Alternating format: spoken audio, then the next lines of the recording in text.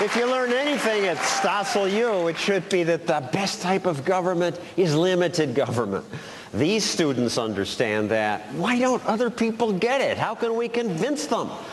Cathy Reisenwitz and Julie Borowski say they know how. Julie has a YouTube channel called Token Libertarian Girl.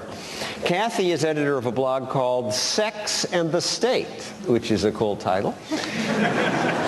All right, so Cathy, you say to open other people's minds, libertarians should check their privilege. What does that mean? Unfortunately, libertarianism is overwhelmingly dominated by straight, middle-income, well-educated white men.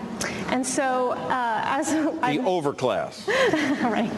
And so I want to figure out how can we make libertarianism, if not appealing to other people, because that demographic is decreasing as a percentage of the population, at least get people not hostile to our ideas. There are certain things that you can't know on the basis of who you are. In order for you to really understand what, for instance, discrimination against, for me, men is like, I'm going to have to check my female privilege and listen to their experiences.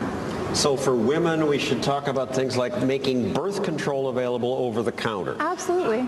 For blacks, ending the drug war, allowing school choice. For Hispanics, opposing E-Verify, which would require employers to get permission from a government database before they hire anybody. Like, just a story from my own personal life. I used to be prohibitionist, and it was because it really had genuinely never occurred to me that police were using drug laws to gather armed SWAT teams and burst down doors and carry people off to prison, and disproportionately people who don't look like me. This seems like a reasonable argument to me, Julie, and you don't buy it. Well, for me, the main component of libertarianism is individualism. We want to maximize freedom for every individual.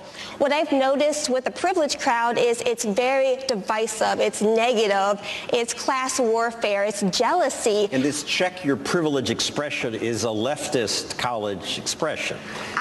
Well... You've heard it too much?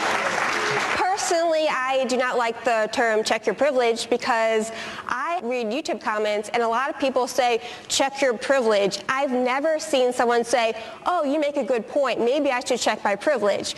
People get defensive over it, and rightfully so, because someone's making a predetermined judgment about that person. I think it's downright rude.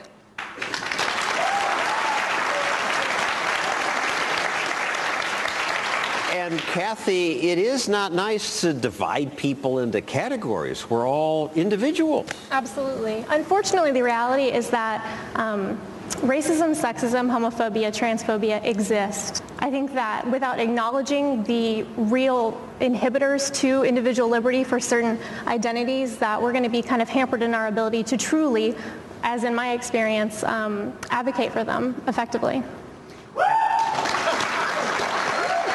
And Julie, I gotta say, as I look around here, I see disproportionate white men in ties, even bow ties. They just look like the overclass.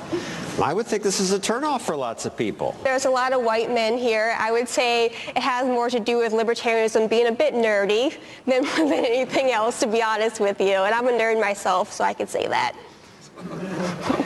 All right, well, all this is food for thought. Audience, I want to ask you, whose argument is better? Who was more persuasive? Let's have a vote. Who sides with Julie, who says we should not argue by sex, race, and ethnic group?